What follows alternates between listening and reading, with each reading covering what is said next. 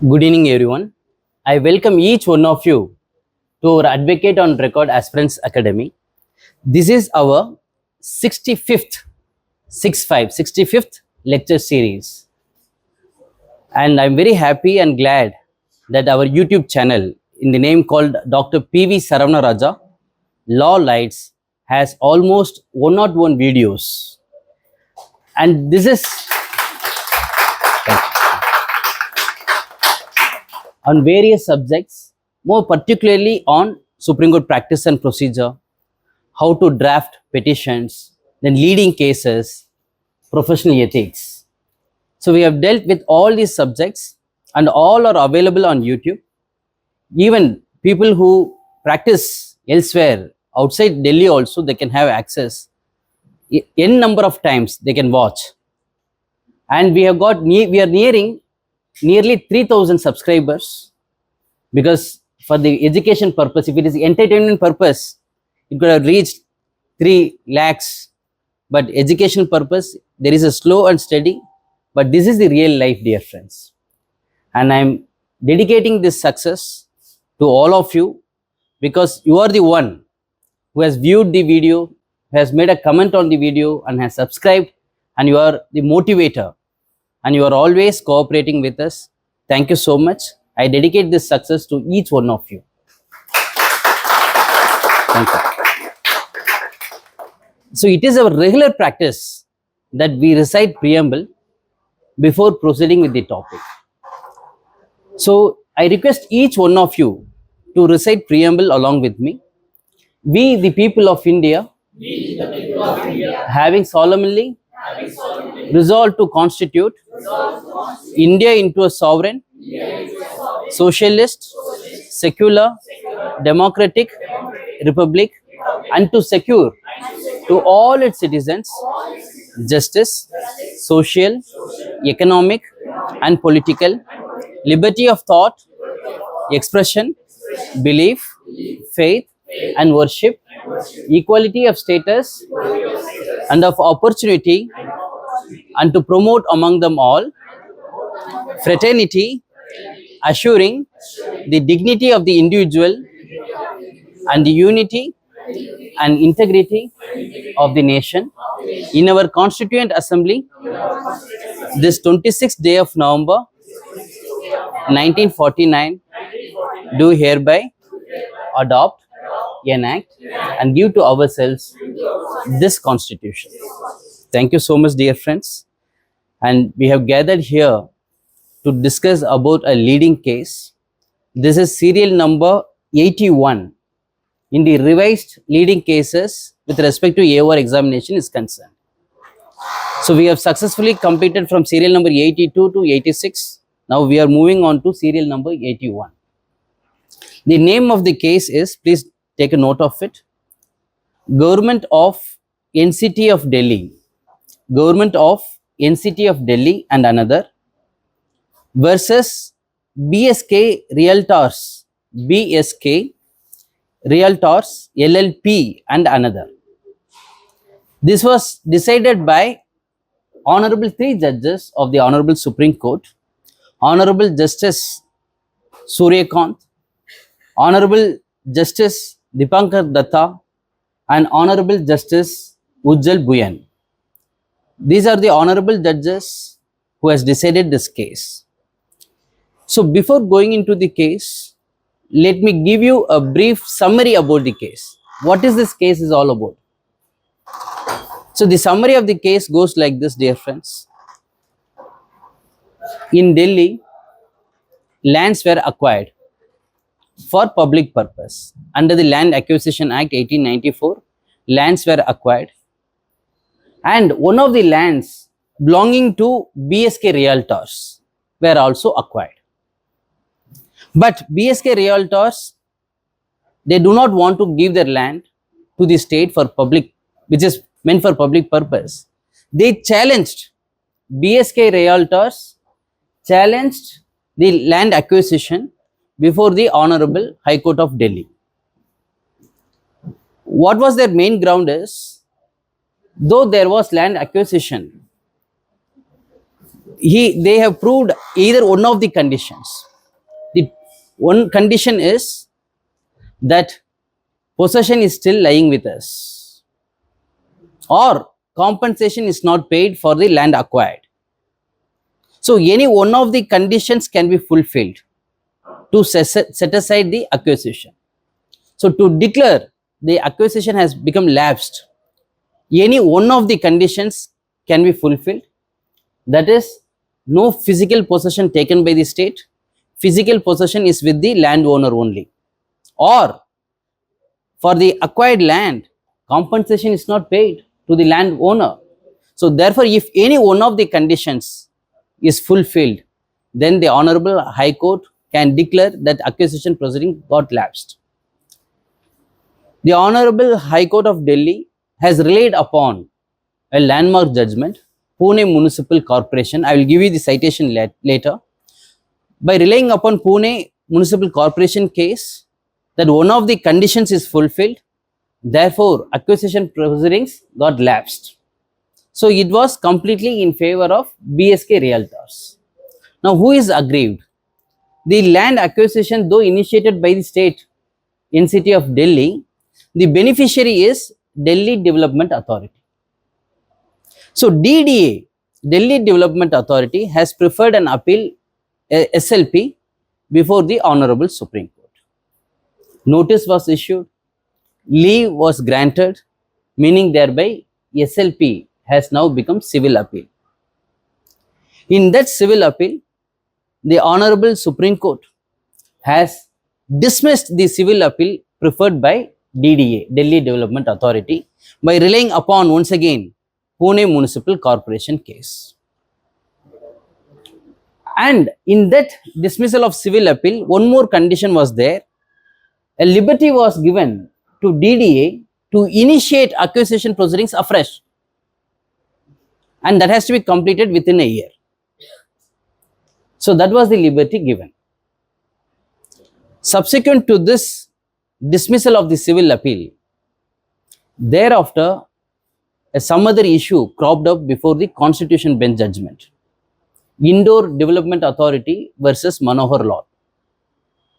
That is also pertaining to land acquisition. In that case, Manohar Law case, the Honorable Supreme Court has overruled Pune Municipal Corporation, because Pune Municipal Corporation says any one of the conditions can be fulfilled. But Manohar Law, the Constitution Bench judgment says twin conditions to be fulfilled. That is, physical possession is not taken by the state, that is number one. Number two, compensation is not paid to the landowner. These are the twin conditions to be fulfilled. It is not any one of the conditions. Therefore, Pune Municipal Corporation got overruled. Now this judgment has come. This is where important aspect. Now first round of litigation with respect to the dismissal of civil appeal is fine. That was in favor of BSK Realtors. Now second round of litigation. What is the second round of litigation? Now government of NCT of Delhi, instead of DDA, government of NCT of Delhi coming to the Supreme Court, Honorable Supreme Court, challenging the High Court order, stating that now law has changed. The Honorable High Court as well as the Honorable Supreme Court in the first round of litigation, they relied upon Pune Municipal Corporation. Now the law has been changed. Now it has to be decided in light of the new judgment, new law laid down in Manohar Law case. So directly SLP was filed. So DDA was made as one of the party. BSK Realtors was also made one of the party. Now in the second round of litigation, BSK Realtors has raised a preliminary objection. What are those preliminary objections?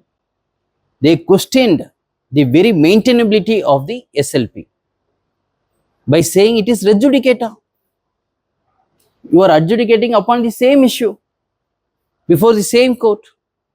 So it is barred by principles of res judicata, number one.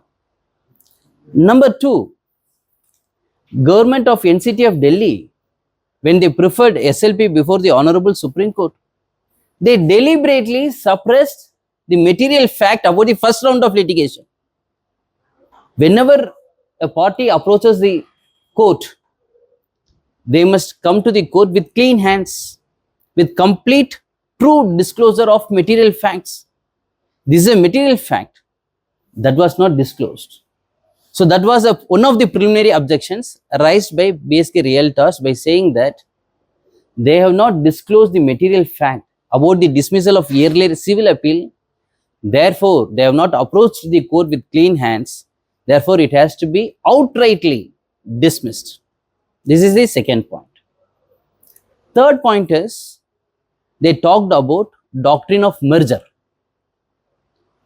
Because government NCT of Delhi in the second round of litigation challenging the Delhi High Court order, which already got merged with the Supreme Court judgment, whereby the Honorable Supreme Court dismissed the civil appeal preferred by DDA. So, doctrine of merger applies. So, therefore, they cannot challenge it because the identity of the Delhi High Court judgment has gone. Now, it has got merged with the civil appeal, Supreme Court judgment. Now, again, how come they can file a SLP against the same order which has no identity? Doctrine of merger is there. That is the third point. Fourth point is regarding payment of compensation. In this land acquisition, some of the landowners have sold the property to the third party, that they become subsequent purchasers. Now, compensation is to be paid to the landlord or to the subsequent purchaser. That is one of the questions. So, these are all the questions cropped up before the Honorable Supreme Court. Now, addressing these issues one by one, the Honorable Supreme Court, with respect to res judicata, is concerned.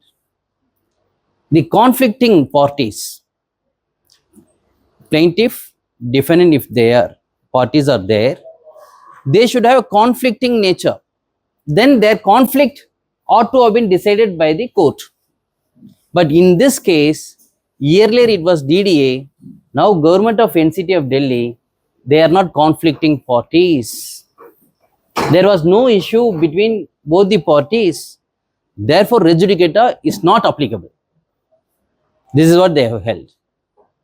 So, they have beautifully discussed about principles of res judicata, when it will apply, when it will not apply. They have discussed. I will be taking you to such relevant paragraphs very soon.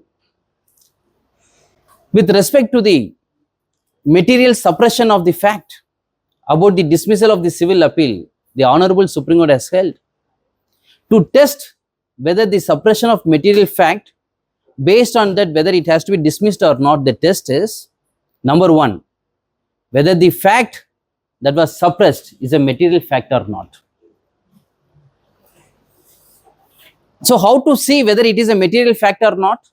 When that fact was brought to the notice of the court, the result, outcome of the litigation could have been different. So, by suppressing the material fact, they got some judgment in their favor. If it was disclosed, if such material fact was disclosed, the outcome of the litigation could have been different.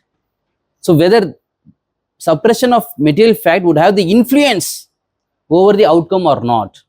In this case, there was no influence over the outcome. Therefore, this suppression of material fact is condonable. So, that is what they have held.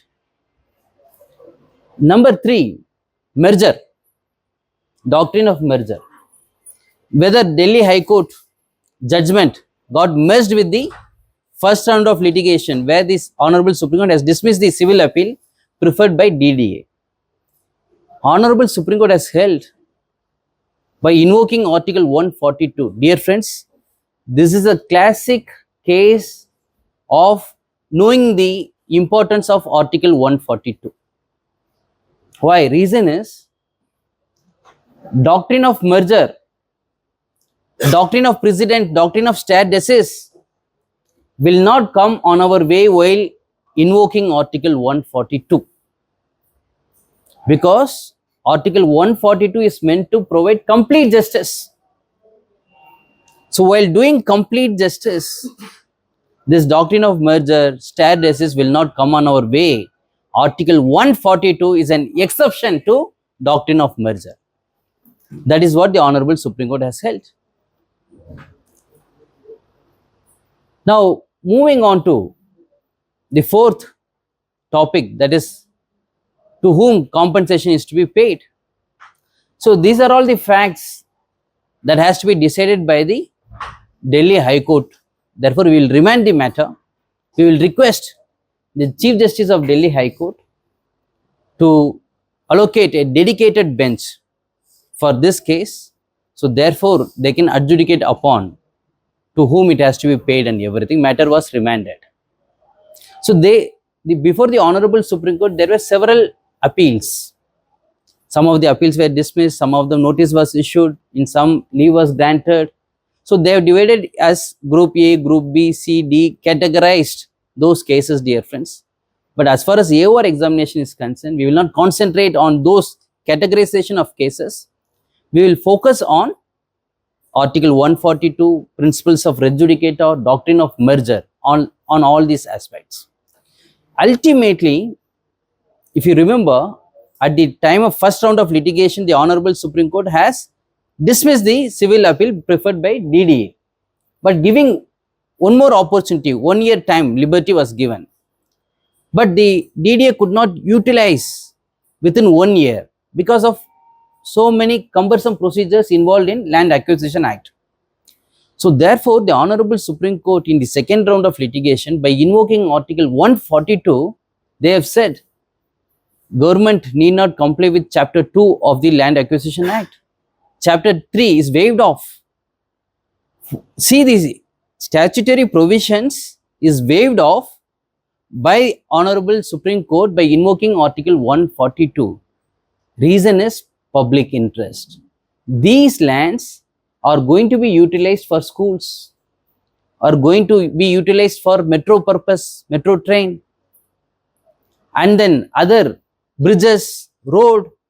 So therefore, public interest will always prevail, and by doing a complete justice, we can waive off these statutory compliance. So that is waived off by invoking Article 142, dear friends. So this is what the entire discussion, a summary about this judgment, dear friends. Thank you so much for your patience hearing. Thank you.